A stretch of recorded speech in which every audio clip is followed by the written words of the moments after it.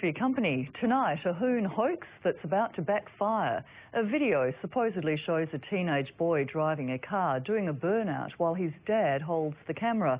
Police investigators say the video is not for real. The boy isn't driving, but as Mark Gibson reports, they still have the so-called dad in their sights. Well, look, it's disgraceful behaviour. It's just completely irresponsible, and it shows a complete disregard for the law. Imagine if this was your street. It really bothers people, local residents, and, you know, I'm a resident of Perth as well, and it bothers me. The video is on the YouTube website, claims to show a 13-year-old Hoon driver being filmed by his father.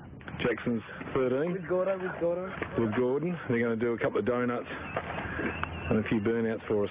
The man filming has a word of warning. You boys, safety's everything, all right? Before the show begins. We see the vehicle burning up, making a lot of noises, causing a lot of acrid smoke. And, you know, it's this very kind of antisocial driving behaviour that we at State Traffic Enforcement are trying to tackle on behalf of the public. The website has comments like, "Those kids are hell cool. You're a cool dad. My dad wouldn't let me drive till I was 17. Expect to see it on the news, but at least they can't see your plates." What kind of example is that for an adult to be setting up for a child? Traffic enforcement boss, Superintendent Mark Gilbert, thinks it's all an elaborate hoax.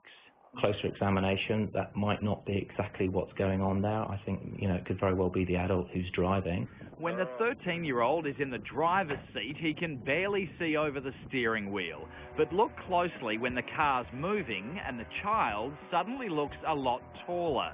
Here, a second boy gets into the passenger seat, but when the car's moving, the driver seems to be alone.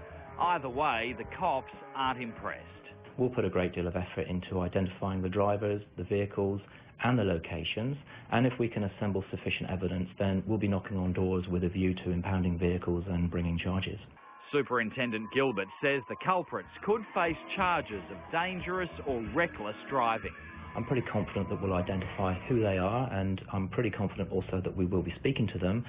It remains to be seen whether or not we're able to assemble sufficient evidence to mount a charge, but time will tell. If you can identify the Hoon driver or anyone else in the video, call police on 131 444. That's 131 444.